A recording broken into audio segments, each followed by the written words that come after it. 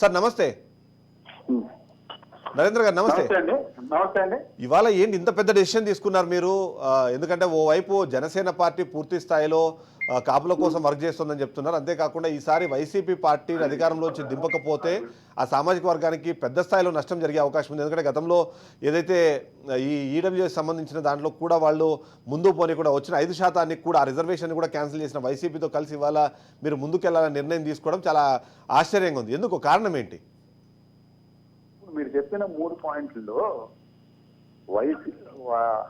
YCP అనేది 5% reservation cancel చేయడం అనేది జరగలేదు. 5% రిజర్వేషన్ అనేది నేను ప్రొవైడ్ చేస్తానని మేనిఫెస్టో మోసం చేసినటువంటి తెలుగుదేశం పార్టీ అది ఏ రోజు కూడా కాపులకి మంచి చేస్తానని చెప్పి ఏ రోజు చేయలేదు. అండ్ వన్ మోర్ థింగ్ ఏంటంటే, మీరు ద మోస్ట్ ఇంపార్టెంట్ కాపులకు సంబంధించినటువంటి జనసేన పార్టీ అంటారు ఏంటంటే, జనసేన పార్టీలో ఎంతమంది కాపులు ఉన్నారు, ఎంతమందిని ఆయన ఓన్ చేసుకున్నాడు, ఎంతమందిని ఆయన రానిచ్చాడు, ఎంతమందిని ఆయన ఇమడనివ్వకుండా చేశాడు. వచ్చిన తర్వాత అది అందరికీ తెలుసు.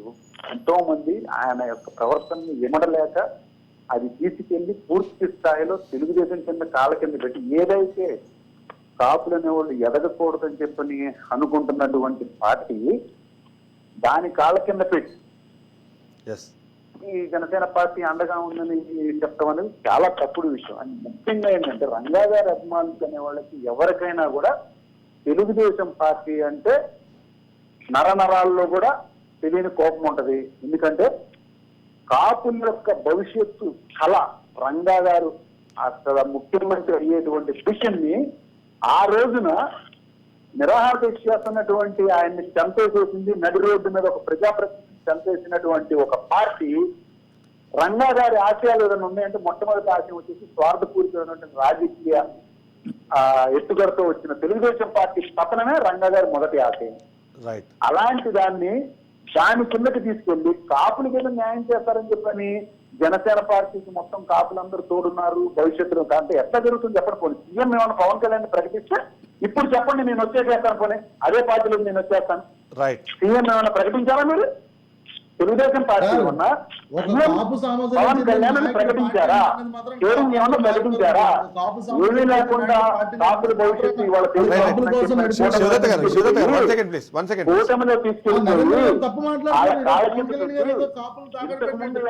రాజకీయాల్లో దగ్గర చేసి పదవి కోసం పార్టీ మారిన వ్యక్తి.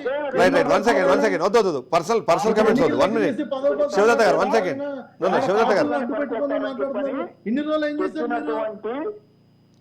ఇదే ఇండైరెక్ట్ ఇంటిచ్చినటువంటి శివదత్త గారు మీ వాయిస్ వెళ్ళదు, మీ వాయిస్ వెళ్ళదు. ఒక్క నిమిషం ప్లీజ్. ఏం చేశారు మీరు? శివదత్త గారు మీరు మీ వాయిస్ వెళ్ళదు ప్లీజ్. ఎస్, ఇప్పుడు అడగండి. మీరు ప్రశ్న ఏదైనా అడగాలనుకుంటే మీరు ఇప్పుడు అడగండి. శివదత్త గారు ఇప్పుడు అడగండి. ఎన్నికల సమయంలో దగ్గర చేసి మీరు పార్టీ మారి పదవి కోసం పదవి వ్యామోహంతో సాటి కులస్తుని మీరు మాట్లాడుతున్నారు, తిడుతున్నారు కదా. మీకు ఏ సంవత్సరం రాజకీయ అవగాహన ఉందా? కొంచెం మిస్టర్ మీరు మాట్లాడేవాళ్ళు నాకు రైట్. శివదత్త గారు ఆన్సర్ చేయనివ్వండి, ఆన్సర్ చేయనివ్వండి. శివదత్త గారు రైట్. శివదత్త గారు ఆయన రిప్లై ఇవ్వనివ్వండి.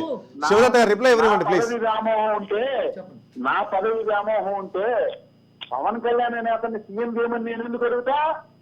నన్ను ఏదైనా చేయమని అడుగుతా. రైట్. నీకు ఫస్ట్ వ్యత్యాసం తెలియదు. నీకు వాగ్వాదం పెట్టుకోవడం తప్పించి ఆలోచన లేనటువంటి వాళ్ళందరూ దానిలో ఉన్నారు. కాబట్టి మిమ్మల్ని తీసుకెళ్లి డోర్ మ్యాట్ కింద వేరే పార్టీలో పెట్టాడు. నాకు పార్టీలో నాకు పదవి ఇమ్మని అడగట్లా. పవన్ కళ్యాణ్ సీఎం అనౌన్స్ చేయమని నరేంద్ర గారు పిల్లి మాణిక్యాలరావు గారు ప్రశ్న అడుగుతున్నారు మిమ్మల్ని. ఒక్క సెకండ్. రైట్. పిల్లి మాణిక్యాలరావు గారు టీడీపీ అధికార ప్రతినిధి. మీ వల్ల కాదని నరేంద్ర గారు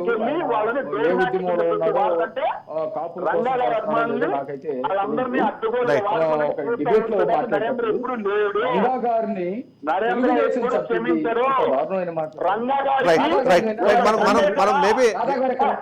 గారికి నరేంద్ర గారు వన్ సెకండ్ ప్లీజ్.